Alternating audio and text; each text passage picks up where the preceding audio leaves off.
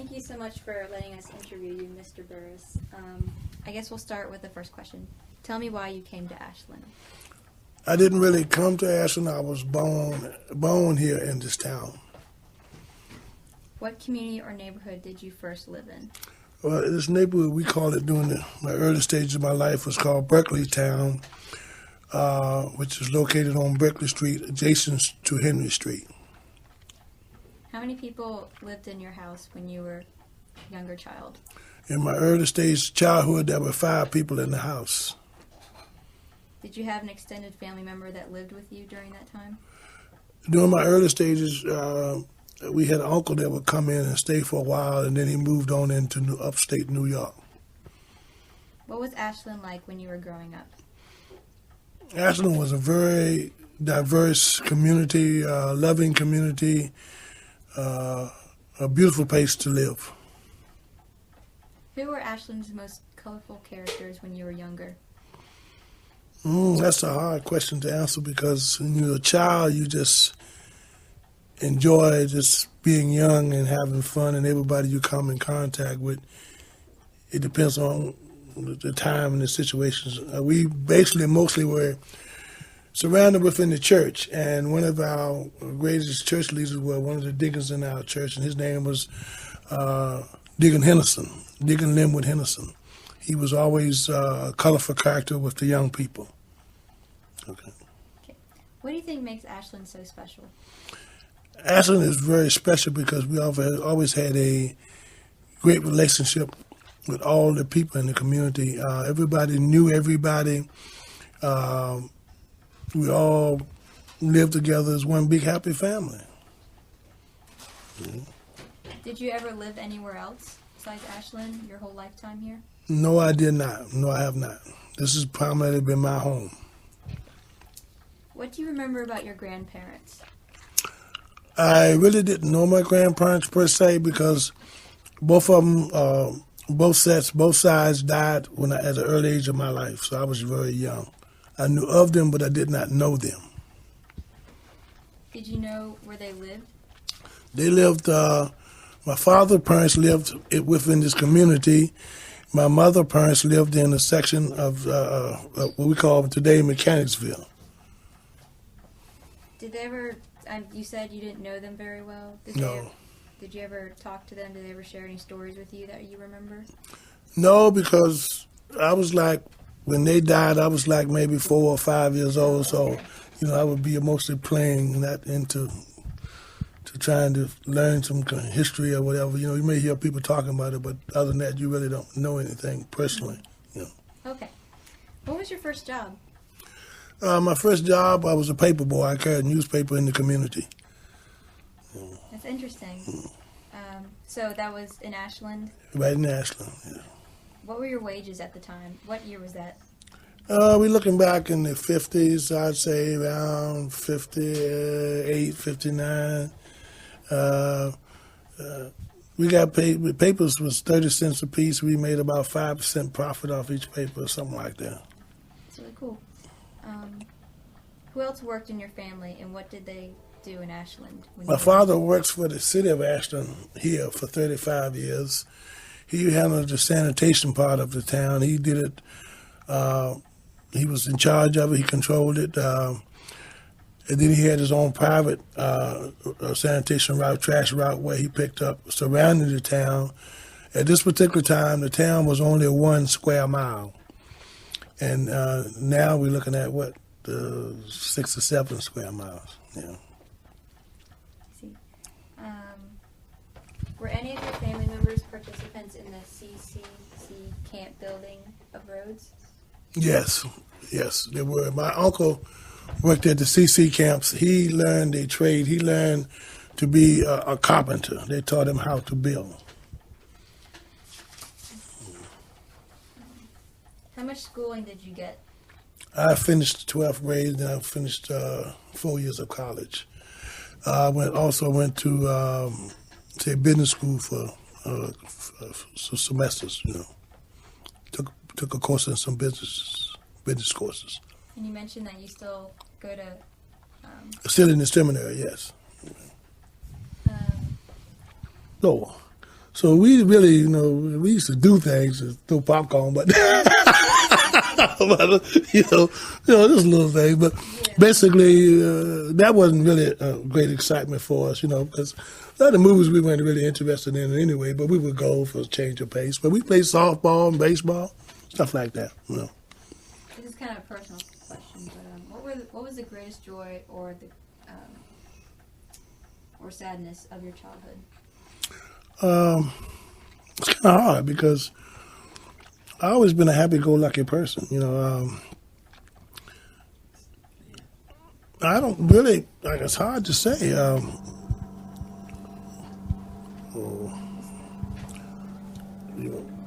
Tell him stop. 3, 2, 1. What was the greatest joy or sadness of your childhood? One of the highlights of my early stage of life as childhood, I was thinking back and received my driver's license at 15.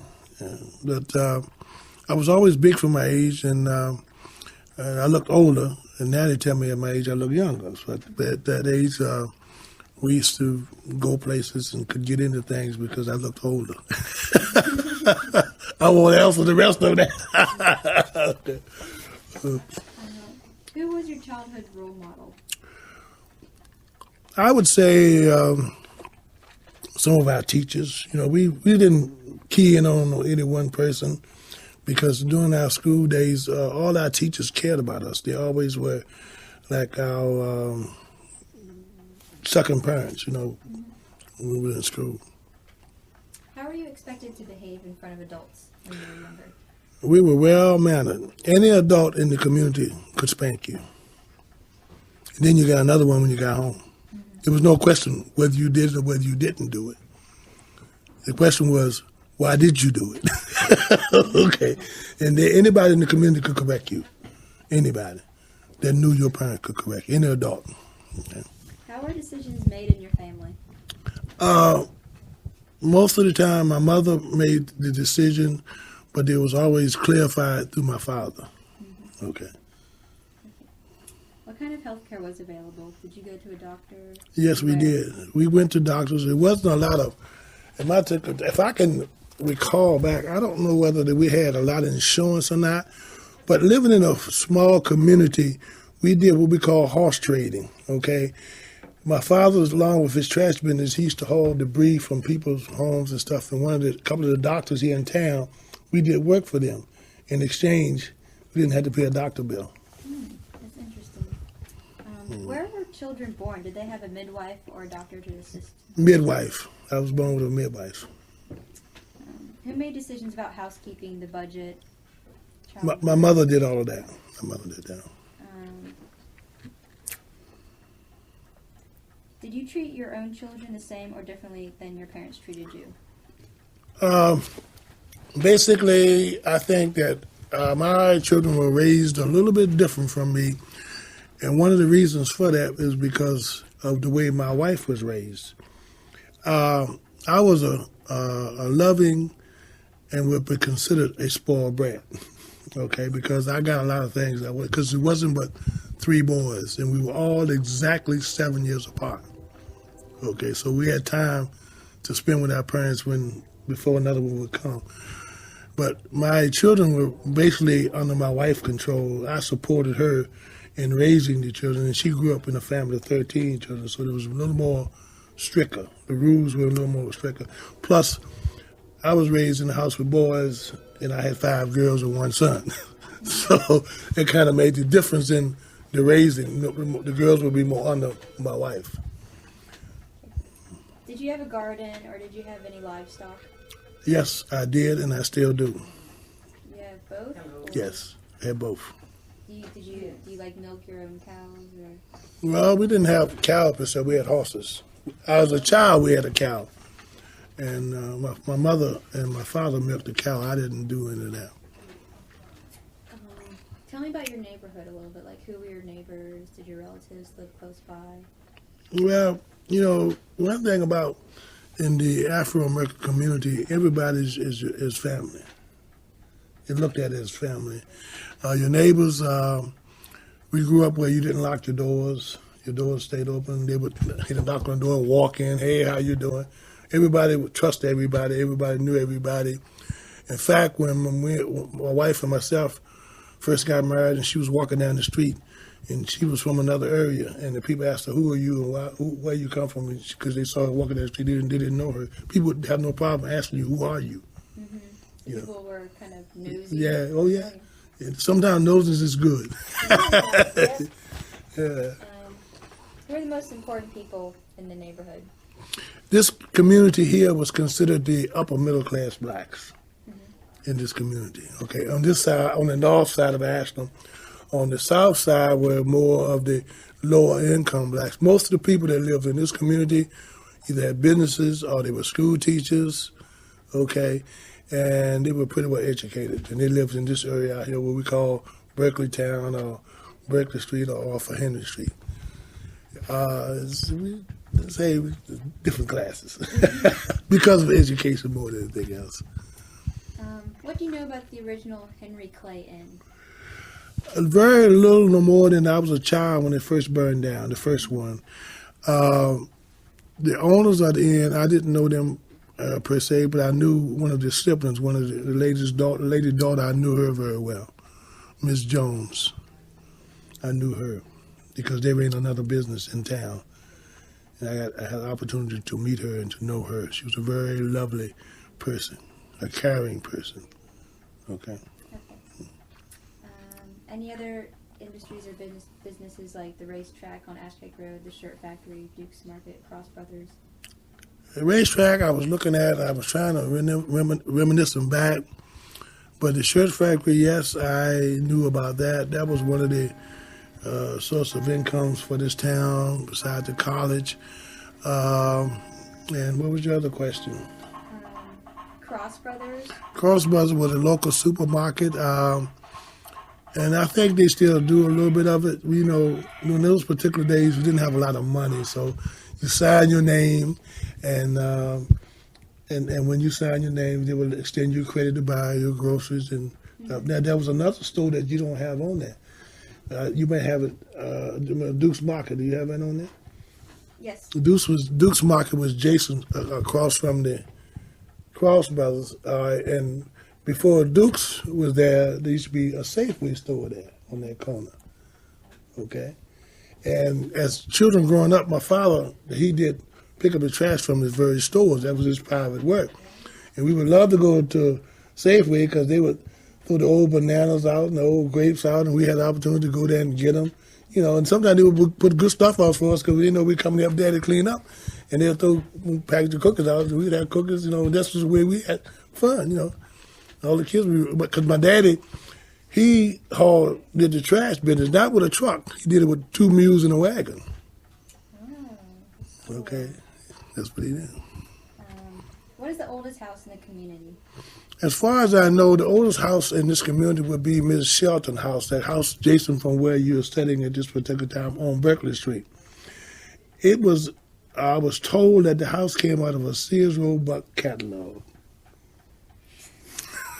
Do you know who has lived there? Far as I know, from my childhood up until now, Mrs. Shelton lived there, and she's still living there, and she's 103 years old.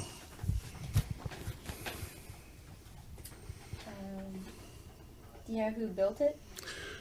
No, I don't. But I'm pretty sure one of these days, if you young ladies get the opportunity to come back and walk right across the street, she's still living. How would you compare the town of Ashland when you were growing up to today? How do you think it has changed? Oh, that's a great question. One of the things that bothers me a lot is that a lot of new people are moving in with a lot of new ideas, and they're trying to make this, to me, an elite town, okay? But if they ever thought about the people who was here, who was born and raised here, act the way that they're acting, they wouldn't be here. But they left the door open for mild growth so the town could grow slowly and expand without causing problems or harm to anybody that wanted to come in.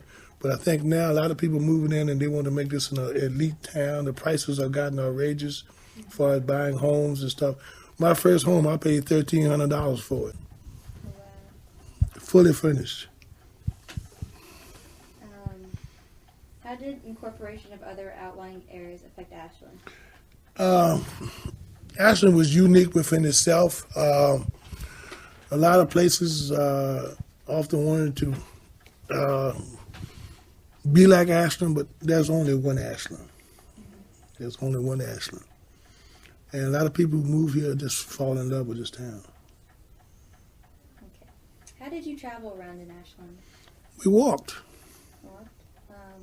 What do you remember about the train service in Ashland when you were younger? I never rode a train. Have never rode a train in my life. I see it coming through, traveling through, but I never had a great desire to get on the train. Isn't that strange? And it's 1 block or 2 blocks from my home, but it's just something that you accept. You see it, had the train, go ahead, you know. A lot of the people here worked on the trains, worked on the tracks, different jobs with the railroad, but none of us, I never was really attracted to the train. So, never rode on a train. Did you ever ride on an airplane? One time. Where'd you go? Jamaica. Oh. Is that for a honeymoon? Or? No, I went down with my brother. We went for a little vacation. I didn't like it. Oh, really? No. How come you didn't like it? Because I felt that America exploded the country. Oh. I'm coming into your country. You got guards at the gates at the places of resorts. They cannot come in. We could go out, but they couldn't come in. Mm-hmm. We were living good, and they had soup lines on the street. Oh. That hurt. Yeah. You know, our dollars were worth 5 to their 1. Mm-hmm. Okay, so that's what you got. What you're doing? You're taking advantage of people, and we wonder why these countries are still poor, because we misuse those people, and that's not right. You know, it hurts. It hurts. We went out. We rented a car and went out. And we went out into the community. My brother, he's a retired policeman. And we just rode all around to the community. I didn't like it. I really didn't enjoy much. I don't enjoy having fun off somebody else's pain. You know, somebody else's suffering. I see. Back to the transportation. Did any of your relatives work for the railroad? Not that I know of. Okay. Do you remember the trolley service in Ashland? Excuse me. I heard about it, but I don't really remember anything about that. What was governing the body of the town when you were younger? The town had its own governing body, which they still do today. But during this, years ago, they used to have their own courtroom, too. Mm-hmm. Okay. And they have, I guess, different cases. Nothing heavy was done here in the town. It had its own governing body. They did their own thing. Okay. Were your family members involved in politics? My father was, but nobody knew it. He used to spend some time traveling some of the areas that Martin Luther King was in. He was doing every time. I can't think of the word I'm looking for, but he would go to hear him speak and stuff. He went to some of the trial with Thurgood Marshall and them doing the time for the schools and stuff like that. My father would go. See, where he worked, it was like he was in charge of the sanitation, so he hired and fired his own men, and he set his own hours. Mm-hmm. So he would go in early so he could get off early so he could travel to go different places. And you never knew this? You never knew? I knew it, but most people didn't. My father was a very quiet and a unique person in his own way. Very little education, but had a lot of what we call today mother with. You ever heard that word before? No. You would call it wisdom. Okay.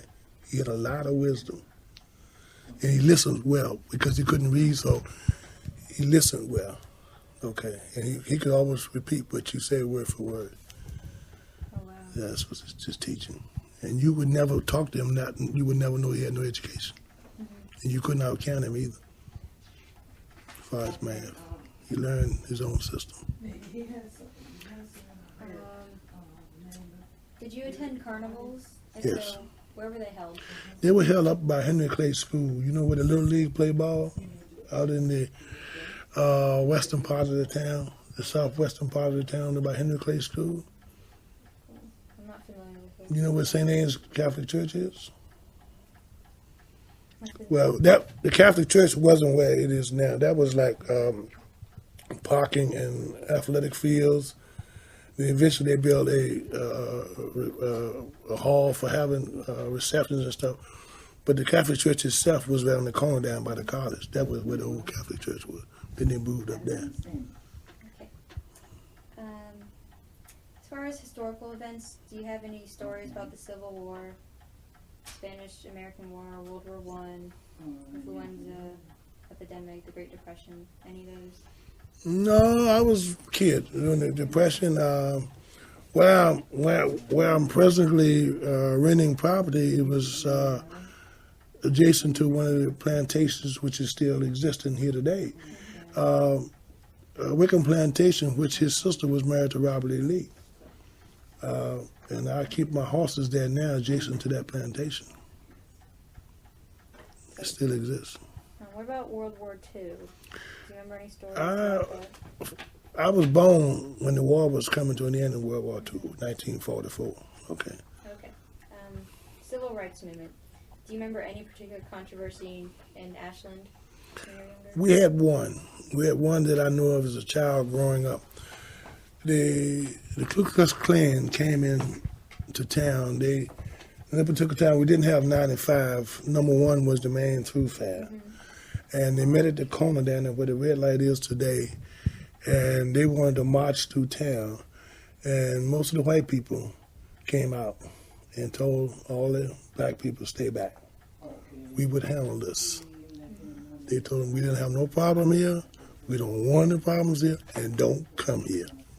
So the white people of the towns made them leave? Yes.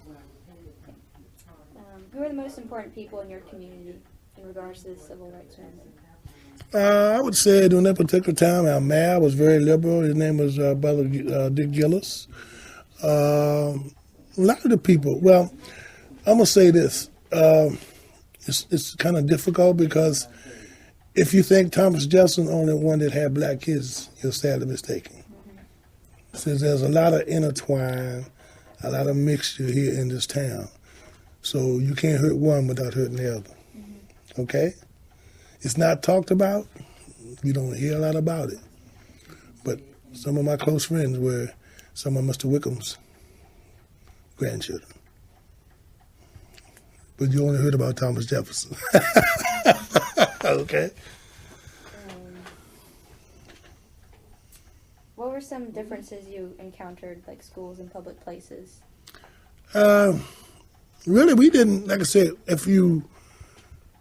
when we grew up, we knew our boundaries, okay? And basically, didn't have any serious problems. You know, we would go in and buy what we wanted, and we sit down, and they would wait on us. And we had one or two people who had some problems, but like I said, the community took care of that. You know, if you know, we were one unique community. It was strange the way that the closeness that we had, because see, if you look back during the periods of time, most every white family that had money had black maids or black cooks. And they were almost like part of the family. Do you understand what I'm saying? So, you know, it was very close. You know, if something happened to Sister so-and-so or Sister Mary who was taking care of the children or who was cooking, it affected the family too. Indirectly, we became family. You know, and this is the way that this town have always operated because this is how close-knit it is. It's along with the relatives, you know. And that's why we are the way we are. Was there an NAACP in your community? Yes. Very active. Still is active. Did you belong to it? Do you know Yes, I did. I only knew one event that they had to intervene. This was back in 1965 or 66 when they had a racial problem at the high school. And that came about because it wasn't handled well. And they took a lot of the black kids to the courthouse on school buses. They never went to trial. It was cut off at the bottom. So you're saying the NAACP Intervene. and made sure that the black children were treated fairly? Well, it wasn't such thing as when they were treated fairly. Like I said, the intertwine. Families. So it wasn't just the NAACP? No, they was the front runner, but they spoke out. You know, they let it be known. But they really didn't have to do a lot. They showed up on the scene, Mm-hmm. but everything was taken care of. That's the only time I ever knew they really came in on some situations. Okay, well, this concludes our interview.